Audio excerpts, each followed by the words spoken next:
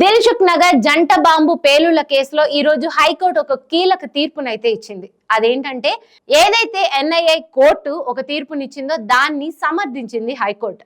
ఈ జంట బాంబు పేలుళ్లకి కారణమైన 5గురికి ఉరిశిక్షణ అయితే విధించింది. 2013లో ఈ బాంబు పేలుళ్లు అయితే జరిగాయి. దాని తర్వాత 3 ఏళ్ల అనంతరం 2016లో ఎన్ఐఏ కోర్టు అయితే ఒక తీర్పునిచ్చింది. వీళ్ళకి ఉరిశిక్షే తథ్యం అని అయితే చెప్పింది. అయితే ఈ విచారణ మీద మళ్ళీ వాళ్ళు హైకోర్టుకి వెళ్ళడం జరిగింది. ఇప్పుడు అక్కడ కూడా ఎన్ఐఏ కోర్టు ఇచ్చిన తీర్పునే హైకోర్టు కూడా సమర్థించింది. వీరికి ఉరిశిక్షే శరణ్యం, ఉరిశిక్షే వేయాలి అన్నట్టు హైకోర్టు అయితే తీర్పునిచ్చింది. దీని మీద నెక్స్ట్ సుప్రీంకోర్టుకి వెళ్తారా లేదా అనేది అయితే చూడాలి. కాకపోతే ఆ రోజు ఆ పేలుళ్లలో 18 మంది చనిపోగా 131 మందికి గాయాలైతే అయ్యాయి.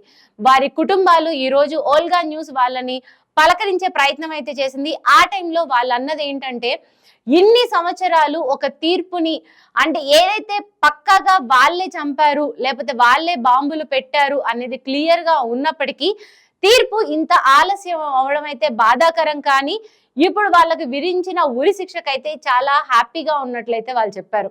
మాలో చాలా మందికి ఎక్కడైతే A1 మిర్చి సెంటర్ దగ్గర బాంబు పేలుడు జరిగినప్పుడు ఆ చుట్టుపక్కల వ్యాపారులకు కొంతమంది కాళ్ళు చేతులు పోయి, లేకపోతే కొంతమందికి వినికిడి లోపం, కళ్ళు కనబడకపోవడం లాంటివి కూడా జరిగాయి.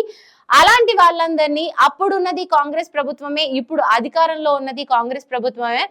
కాంగ్రెస్ ప్రభుత్వం ఆదుకుంటే మంచిది అని కూడా వాళ్ళు ఒకసారి అడగడం అయితే జరిగింది. అండ్ ఈ రోజు హైకోర్టు ఇచ్చిన తీర్పుకి ఆనందంగా ఉన్నామని, ఈ తీర్పు కొద్దిగా ముందు వచ్చి ఉంటే ఇంకా బాగుండేదని కూడా వాళ్ళు అన్నారు. లేకపోతే ఇప్పుడు ఏదైతే ఆ పేలుడు ద్వారా 161 మంది ఎవరైతే ఇబ్బంది పడ్డారో వాళ్ళకి ప్రభుత్వం సహాయం చేయాలంటూ కూడా వీళ్ళు కాంగ్రెస్ ప్రభుత్వాన్ని కోరడం అయితే జరిగింది.